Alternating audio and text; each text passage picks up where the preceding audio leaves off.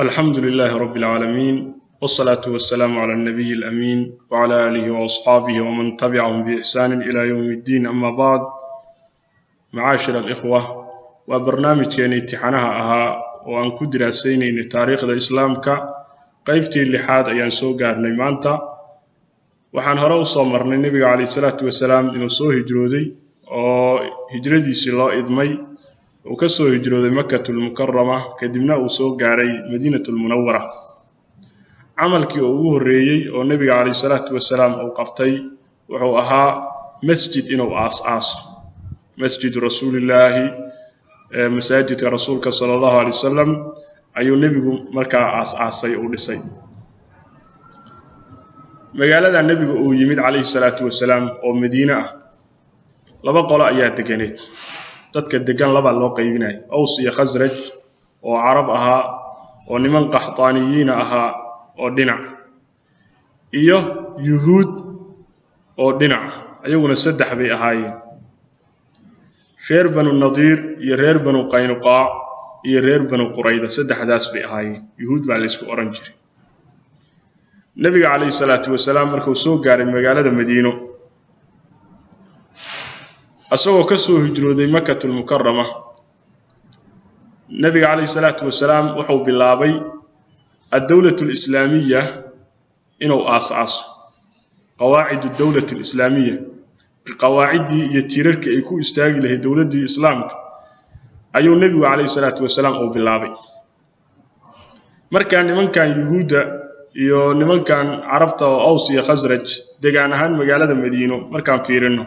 waxa ku soo horeeyay yiraahdeen culimada Yahuuda ku soo horeeyay Yahuudu waxay ka soo qaxeen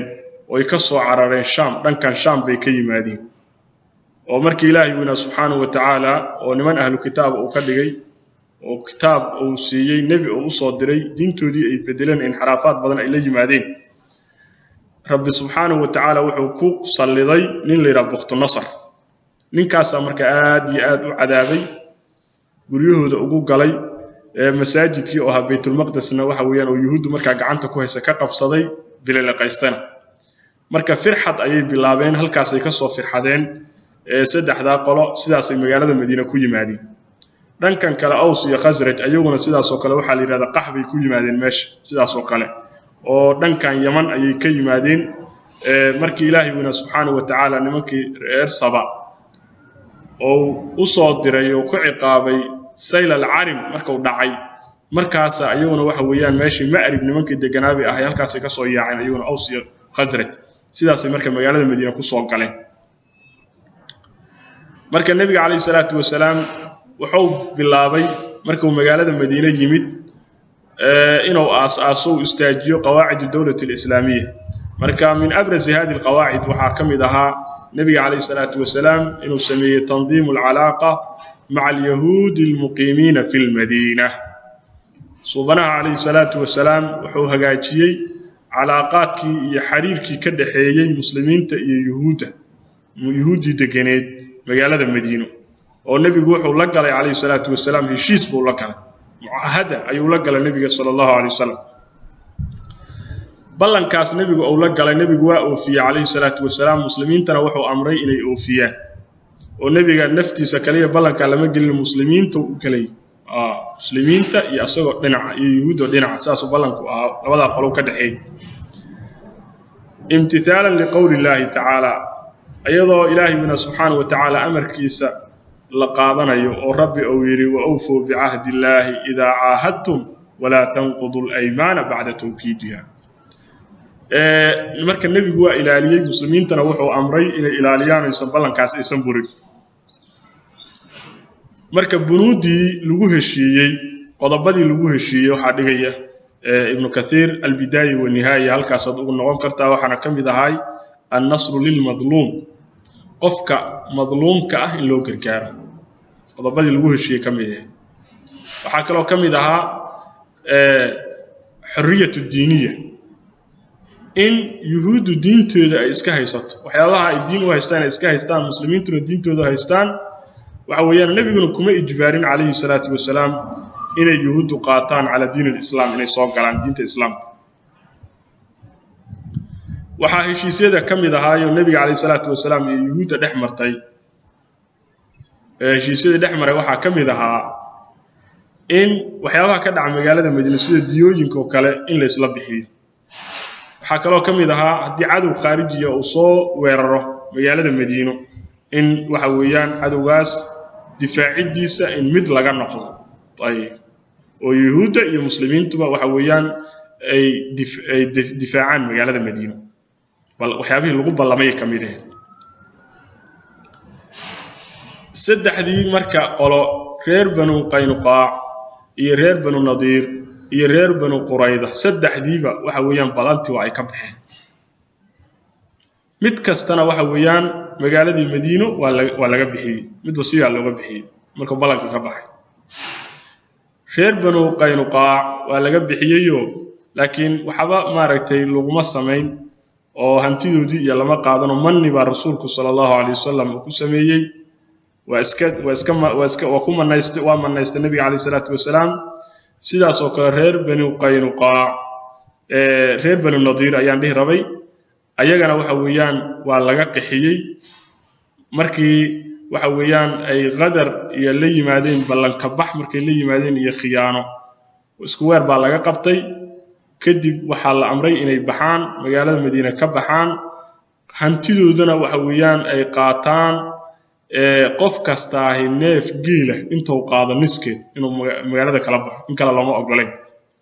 meelahoodiina waa la gubay reer Banu Qurayda ayagana sidaas oo kale markay khiyaanada ku kaceen waxa weeyaan magaaladii Madiina waxa weeyaan markii nabiga calayhi salaatu wasalaam ballantii ay kula galeen ay uga baxeen waxa la sameeyay isku weer baa laga qabtay nabigu waa weeraray iyo saxaabadiisa ayagoo dhinaca kadib waxa lagu amray inay isdhiibaan xukunkii lagu xukumayna wuxuu noqday wax allaali wixii qaangaara in waxa weeyaan la warjaafo la dilo wixii aan qaangaar ahayn adoomo laga dhigto sidaas la xukumay waxa xukumay Sa'd ibn Ubaada nabiguna waa qiray sallallahu alayhi wasallam wuxuu yiri wa ilaahi xukunkiisa fawqa sab'a samaawaat ilaahi uu ka soo go'aamiyay subhanahu wa ta'ala marka waxa soo islaamay Abdullah ibn Salam ayaa soo islaamay waliba markuu soo islaamay nabiga calayhi salaatu wasalaam waa u yimid markaas rasuulka ilaahi yuhuudu waa qowm buhtin waa qolo waxa weeyaan masabid iyo been abuurad badan waxaad weydiisaa buu ku yiri aniga dhexdooda sidaan ka ah markaas nabiga calayhi salaatu wasalaam yuhuudi u yeeray uu weydiiyay dhexdiina sidoo yahay Abdullah ibn Salam markaas waxay yiraahdeen caalimuna wa ibn caalimina wa khayruna wa ibn khayrina wa caalimkeeni wiilkiisi waa kii noogu khayrka badnaa wiilkii oo dhalay way sidaas bay yiraahdeen ka warramo nabiga sallallahu alayhi wasallam hadii uu islaama ka warramo ma dhici karto inuu ku raacay yiraahdeen markaas uu soo istaagay Abdullah ibn Salam markaas uu tawxiidka qiray shahaadateynka ayuu la yimid markaas waxay yiraahdeen isla fadhiga ayuu fadhiya sharruna wa ibn sharrina waa kii noogu shar badnaa wiilkiisina waayee alfiiri طيب waxay sameeyeen marka qowm buhtin way qowm sabid badan marka intoodii kala waxa weeyaan way nabiga raaci diidan sallallahu alayhi wasallam nabiga calayhi salaatu wasalaam arrinka kale uu sameeyay waxay ahayd inuu walaaleeyay nabiga sallallahu alayhi wasallam muhaajiriintii ansaarti المؤاخاة بين المهاجرين والأنصار مركز النبي سميه عليه الصلاة والسلام سي أو أدرس مجتمع مسلمة أو وحويا مدعة مهاجرين تي يا أنصار تي يا النبي صلى الله عليه وسلم أول عليه سيدا درادد وحويا لبدي قف النبي صلى الله عليه وسلم أول علينا وإسلح للجرين وإسلح للجرين ولبا إرثي يدحل مقدما على قرابة الله غفر مرينا taas isu dhaxal jireen labadii qof walaalay mid kamid haduu dhinto kala uu dhaxlay ilaahi wina subhanahu wa ta'ala uu soo dejiyay wa ulul arhami ba'dhum awla bi ba'd fi kitabillah ayadaas baa xukumkii marka lagu nasakhay hore marka nimankan Aws iyo Khazraj way islay jireen qabla al-islam ila 120 sano ay islaynayeen yuhuuduna waxa weeye had 100 ila safanaysa 120 sano ay islaynayeen dagaalkii ugu dambeeyay wuxuu ahaa yawmul bu'aath maalinta la yiraahdo wa aakhirul hurub al mashhura bayna al aws wal khazraj wa dagaalkii waxa weeyaan ugu dambeeyay oo dhexmar aws iyo khazraj dagaaladii caanka ah ugu dambeeyay way islaamkii markuu yimid kalimadoodii mid ay noqotay aws iyo khazraj kalimadoodii mid ayay noqotay waxayna ku ijmaaceen على نصر الإسلام وأهله إسلام كي أهل كيسا إني أهليان أقرقارا مركا وكفى الله المؤمنين القتال دقال كودي مركا هل كاسو كل أماضي مد أي نقضين عدو كودي مد نقضي نبي صلى الله عليه وسلم إيو مهاجرين تينا يآد أي أهليان ويقرب استعين مركا كدب رب سبحانه وتعالى وحو واجبه زكدي رفقا بفقراء المهاجرين مركز أيال الواجبين النبي عليه الصلاة والسلام قال المدينة مركو تجي طيب علماء المركز هذا يسوق خلافان زكاة قرما الواجبين خلاف كاسنا وحكاني في سورة الأنعام أو سورة مكية أي إلهي كل سبحانه وتعالى وآتوا حقه يوم حصاده مركز النصوص تسويل جمعيه وحافي عن إلى هذا الزكاة وجوب كيدا وحويان ميالة مكة أيال الواجبين ففاهمتيده iyo waxa weeyaan inta laga bixinayo ansibada iyo dadka la siinayo iyo faafahinteedana magaalada Madiina ayay ahayd sidaas fiican in loo jamciyo nusuusta rasuulka sallallahu alayhi wasallam magaalada Madiina markuu ku nagaaday ansaartiina uu dhex joogo nabiga alayhi salaatu wasalaam ayna kafaala qaadeen rasuulka inay u gargaaraan oo ay rasuulka sallallahu alayhi wasallam ka difaacaan min al-aswad wal ahmar cid madow iyo cid cas intaba arabti waxay ku soo gantay qaatibatan ayadoo dhammaantood aan qawsin waahidatin hal qans dhinac kasta ayay uga soo banbaxeen nabiga alayhi salaatu wasalaam ilaahi wayna subhanahu wa ta'ala markaas wuxuu u idmay dadka muslimiinta jihaadka ayuu u idmay ورب وحي سبحانه وتعالى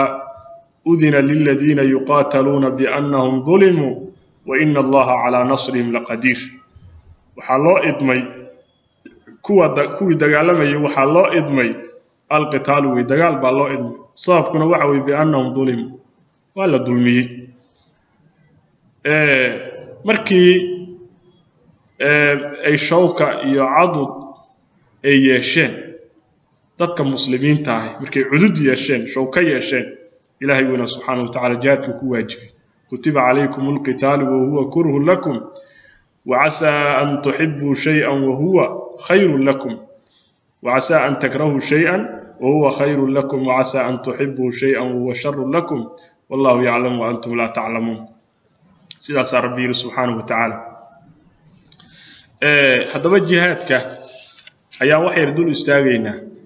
مراحل تشريع الجهاد جهادك وحويان تشريعينتي سيجدينتي مراحل بيلها أفر مرحلة أي جهادك صامري ولازم ومهم إن أوغاتت وقفك مسلم كأوغاد مرحلة كواد وحي إهات مرحلة الكف عن المشركين والإعراض عنهم والصبر على أذاهم مع الاستمرار في دعوتهم إلى الحق مرحلة كواد وحي أهات مرحلة laga joogsanayo mushrikiinta oo waxa weeyaan laga sii jeesanayo dibkoodana la isaga sabraayo ayadoo waliba la joogteynayo yeeridooda oo xaq loogu yeerayo dacwada wajahidhum bihi jihadan kabira dacwada kula jihad markii hore marka looma idmin dadka muslimiinta inay dagaalamaan walidaalika waxaan soo marnay nabiga sallallahu alayhi wasallam bay'atul aqabati thaniya markii aws iyo khazraj 75 qof markay la galeen waxay nabiga alayhi salaatu wasalaam ay weydiisteen inay weerar qaadaan oo reer Mina inay waxa weeyaan markiiba ka bilaabaan maadaama ay ogaadeen in dagaal la hurayn oo nabiga alayhi salaatu wasalaam ay go'aansadeen inay difaacaan waxa ilmahooda iyo waxa weey naftooda iyo ehelkooda ay ka difaaciyaan nabigu wuxuu yiri alayhi salaatu wasalaam markay sidaas ay uga idmadeen nabigu wuxuu yiri sallallahu alayhi wasallam inni lam umar bihada arrinkaas layma amrin aniga waxaa imaam an-Nasaa'i uu soo saaray Cabdurrahmaan ibn Awf iyo saxaabo oo waxa weeyaan la socday inay nabiga kaleey salaatu wasalaam ay u yimaadeen xilligii Makka ayna ku yiraahdeen yaa rasuulallah inna kunna fi 'izzin wa nahnu mushrikuun falamma aamanna sirna adilla rasuulka ilaahayow annagu waxaan ahayn dad izzi iyo sharaf ku sugan wa nahnu mushrikuun annagu dad mushrikiina falamma aamanna sirna adillatan markaan ilaahay rumaynay oo ilaahay u hoggaansanay dad adilla ayaan macnaha gacan ba qaadi karin tayib waxa iska celi karin marka rasuulku wuxuu sallallahu alayhi wasallam inni umirtu bil afwi fala tuqatilu wa hadith sugan way imaam an-Nasaa'i warinayo Sheikh Nasiruddin Albani waa saxiix aniga layma amrin bil afwi afis inni umirtu bil afwi ani waxa lay amray afis iyo sabr ayaa lay amray dagaalamnina wuxuu yiri marka Cabdurrahmaan ibn Awf wuxuu yiri markii Ilaahay wina subhanahu wa ta'ala oo noo wareejiyay magaalada Madiino Ilaahay wuxuu na amray markaas dagaal ayuu na amray marka dad saxaabadii kamida ayaa dagaalkii ka joogsaday Ilaahay wina markaas wuxuu soo dejiyay alam tara ila alladheena qila lahum kuffu aydiyakum wa aqimus salah wa atuz zakah فلما كتب عليهم القتال إذا فريق منهم يخشون الناس كخشية الله وأشد خشية وقالوا ربنا لما كتبت علينا القتال لولا أخرتنا إلى أجل قريب بل كورن بالنبي صوبانو كوي واحد كورن تالويري كفوا أيديكم وأقيموا الصلاة لا بقعمهن معناها الدقالمين قعمها لا بصلاة دعوة كذا بحي لكن فلما كتب عليهم القتال مركي قتالكي لغو قري مركي هر بحسنيين إذا فريق منهم يخشون الناس كخشية الله كوح يجي كميدا وحي كعبسنيا ددك سيد إلهي الله عبسدو كلا سبحانه وتعالى إلهي عبسديسيو كلا كعبسنيا أما وكسي درم عبسي كدرم وقالوا ربنا مركز وحي لي ربيانو لما كتبت علينا القتال محانا وقرت دوشينا نووا جنسي قتال لولا أخرتنا إلى أجل قريب حادبنا وليقوس مرحلة كواد ومرحلة ومرحلة الكف والإعراض عن المشركين والصبر على أذاهم تعودنا يوحويان للجوكتي المرحلة الثانية مرحلة اللباد وحي إهاد مرحلة اللباد وحي إهاد إباحة القتال إن دقالكي لبنية من غير فرض أيضا عندنا لغو فرضيين النبي صلى الله عليه وسلم أذن للذين يقاتلون بأنهم ظلموا وإن الله على نصرهم لقدير مرحلة لبعض دغالكي وحويان إلا الدغالمو إن لبنية المرحلة الثالثة وحي إهاد وحويان دغالكي إن لغو واجب على المسلمين وإن الله دغالمان عدي لا دغالمت وحي لا دغالميان وكلية عدي لا دغالمت إلا دغالميان عد كستما وقاتلوا في سبيل الله الذين يقاتلون ولا تعتدوا إن الله لا يحب المعتدين دغالما على يري إلهي بدديسا كو دغالما كوا إن لا دغالما يانا لا دغالما فإن اعتزلوكم فلم يقاتلوكم وألقوا إليكم السلام فما جعل الله لكم عليهم سبيلا في سورة النساء رب وحده سبحانه وتعالى دي إذن كفوا هذا ويسن إذن لا دغالمين وإن فدان حقنا أسر فدان نبتقليو وإذن نبتقليان فرحين كقادان فما جعل الله لكم عليهم سبيلا إلهي ميل المركز والضاءات مركز كوحي قابتان وكل دقالنتان الله إذي ميل تاسنا وحي إهد مرحلة دي سدحات المرحلة الرابعة وحي إهد مرحلة أفراد قتال جميع الكفار قال لما أنتم إلا دقالم من كل الأديان دين كستيه هستان قال لما أنتم إلا دقالم marka laba mid noqon inay soo islaamaan ama ay jizya bixiyaan ay haday ahlu kitaab yihiin laba u banaa inay soo islaamaan iyo inay jizya bixiyaan qatilul ladina la yu'minuna billahi wala bil yawmil akhir wala yuharrimuna ma harrama Allah wa rasuluhu wala yadinuna dinal haqq min alladina utul kitaba hatta yu'dul jizyata an yadin wa hum saghirun آيات كلا رب وحده سبحانه وتعالى قاتلوا المشركين كافة كما يقاتلونكم كافة. في سورة التوبة فإذا انسلخ الأشهر الحرم فاقتلوا المشركين حيث وجدتموهم وخذوهم واحصروهم وقعدوا لهم كل مرصد. مرحلة أفراد وحي أهد قتال جميع الكفار قالت أمانت إلا دقالم. جهادكم مراحشاس أيو صومري جهادك وحا لواجبيي سندي لبعض أيا لواجبيي حكم كيسنا وحا ويان وفرض كفائي حكم كيسة وفرض كفائي وي حالاتنا وحا جرة أو قفك أكون نقول قرار جهادك فرض عين حالات كاس وأفر حالات كواد وقفك جهادك فرض عين أو كون نقول وحا وي حدي أو حاضر قفك مسلم كاهاي صف القتال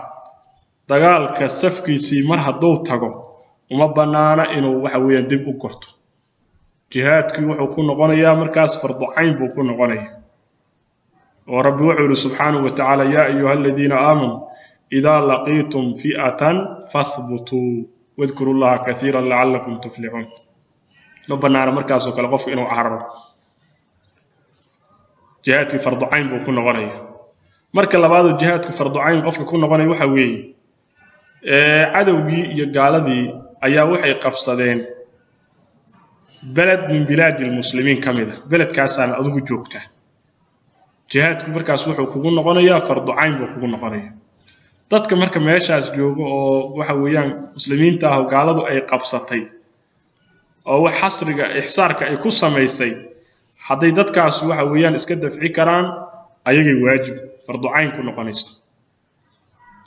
haddii ayagii ay iska kici waayaan cadawgiina tadriij in yar waxa weeyaan hadda magaalada ku xigta saas oo kale ay waajibaysaa طيب muslimiinta oo dhan haddii iska kici waayaan marka magaalooyinkaas isku dhow haddii iska kici waayaan muslimiinta oo dhan ay markaas waajib ku noqonaysaa طيب dadka muslimiinta ah cadawga haysto in laga kor qaado maanta marka meeqa magaalo ayay haystaan gaaladii ya طيب حدث ولا حرج طيب نسأل الله السلامه مرحلة السدحات oo jihaadku qofka uu fardu cayn ku noqonayo waxa weeye imaamkii muslimiinta ayaa wuxuu dalbaday in la soo baxo dadka si guud ayuu yiri soo baxa aw ahadan bi'aynihi ayuu yiri soo bax qof uu yiri soo bax waajib ku noqonayo fardu cayn ma diidi karo طيب jihaadku marka qofkaas wuxuu ku noqonayaa fardu cayn ayuu ku noqonayaa وإذا استنفرتم فانفروا سياسة النبي صلى الله عليه وسلم ربنا وحده سبحانه وتعالى يا أيها الذين آمنوا ما لكم إذا قيل لكم انفروا في سبيل الله ثاقلتم إلى الأرض أرضيتم بالحياة الدنيا من الآخرة طيب إلى آخر الآية حالة أفراد بعض علماء كمذا أياك دري سيدا العلامة محمد بن صالح العثيمين وكله وهدي أي كانتو حاجده هدي كانتو قف كان نفس أهانتيس إنه دجال كتب جودهان دجال كي وحو أها دجال أو سك كفائية وانفرض وحوي عيني أنا هي لكن واحد دعي كرتا شخصي أو أشخاص مسلمين تكمل إذا أصلا إنه واجب فرض عينه كل نقطة وحاجده أي كانتو مثلا قف كان يوا طبيب جهات يا مسعوني نسأل الأنتيس ونختاروي عيد كلنا لما هي هل قف على هي قف كاس مركب وحكون نقولنا فرض عين بكون نقولنا أما هو قف رامي وهو جمع جاندريو كلو واحد في ذا ولا لا يخرج ويقان أما بوحويان وابا طيار دياردي وحويان قف كوذا أيو قف كلو تقانا مالي هذه دع وحويان حاجده هذي كانتو قف كان نفس أهانتي سو حويان إن جهادك وفرض عين كنا وصول سعوني سجل أنتي سجل فرض كنا غني طيب حكمة مشروعية الجهاد حكمة محيطها جهادك وحويان لوجدي حكم آد أفر بدن أي رب سبحانه وتعالى أكليه حكمتك هو وحيتها لتكون كلمة الله هي العليا سي أي أنغط إلهي من سبحانه وتعالى كلمة دي سمدة الرئيسة كلمة الله كلمة التوحيد إن أي نغط مدة الرئيسة oo ka sarreysa waxa weeyaan kelimada gaalada shirkiga iyo waxyaabaha oo dhan طيب لتكون كلمة الله هي العليا وليكون الدين كله لله يدين كودن الله إنه أصغنا كلمه سبحانه وتعالى ولإخراج الناس من الظلمات إلى النور يددك إن لغا ساره مجديده شركه وحيابها إلى غيرك عبده وظلمات إلى النور لو صار دينك لو صار ولفتح أبواب الدعوة إلى الله إن لفره الباب الدعوة وإلهي حقي اللي سوق يري إن لفره حكمة اللي قال لي وحكم إذا حكمت اللي قال لي ولإقامة العدل عدالة وحوية إن لأول ولمنع الظلم ظلم إلا منعيه جهاد كان عدالة الوؤوجة ظلم أصيغ لغو منعيه ولحماية مسلمين توحويا إلا إلهي جهاد كان لغو إلهي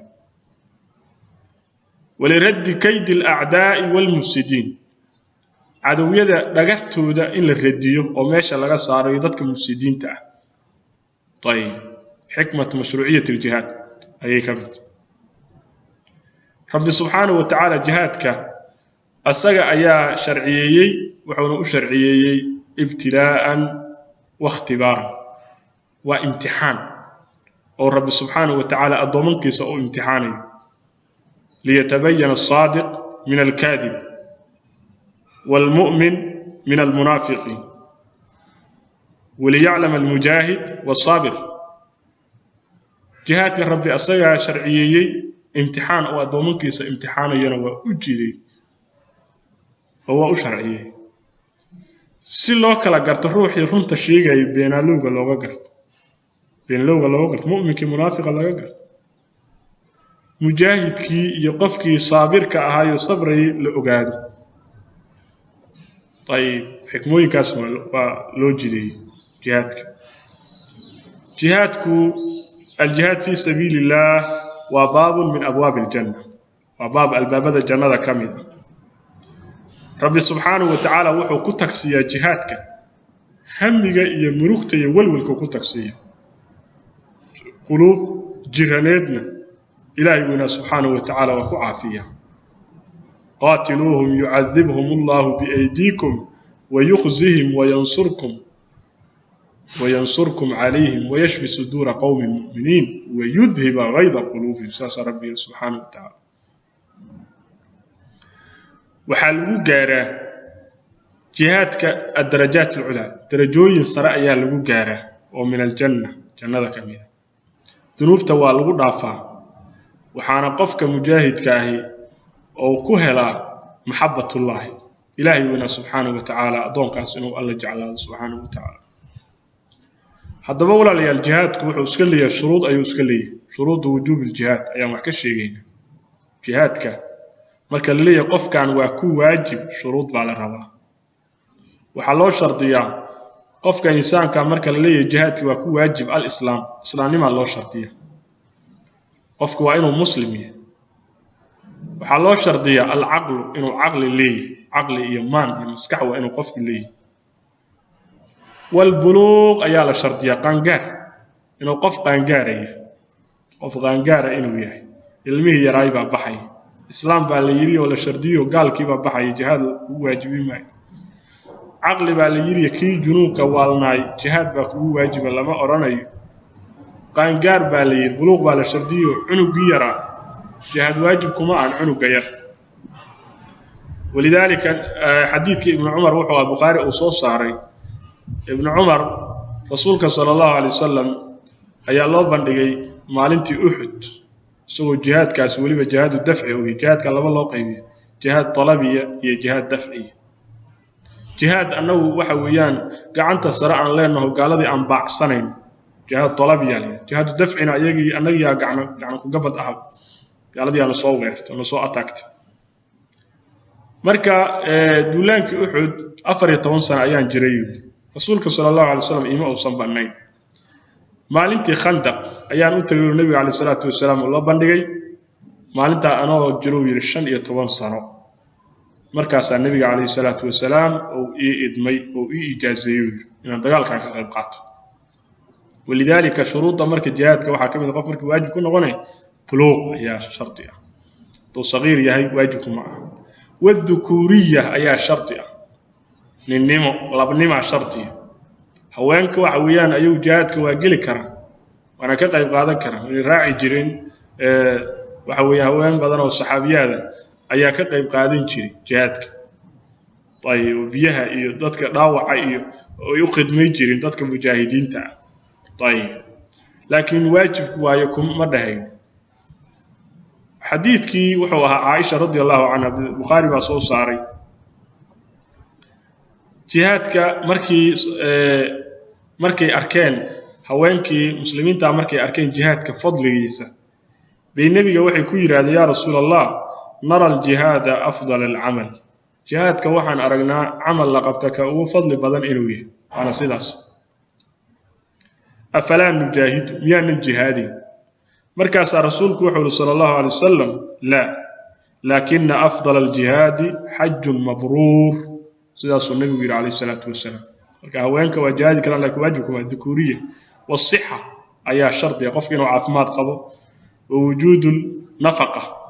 النفقة أي شرط مركز الله بحي جهادك إنه قف النفقة دي هيستو توصل النفقة دي هيستو واجبكم معه ليس على الضعفاء ولا على المرضى ولا على الذين لا يجدون ما ينفقون حرج إذا نصحوا لله ورسوله ما على المحسنين من سبيل سيداس ربي سبحانه وتعالى قفك هدو قف حنوصية أما النفقة دي بأوصن هيسن وحويان هدو مركا جهادكي وكتخلفه وكهره وحويان دوشي سدن بما هنا عذردار شرعية أيوه هيستا وأنت كلمة ديني انت أسأيان كسو قبقبينينا والله سبحانه وتعالى أعلم صلى الله وسلم وبارك على نبينا محمد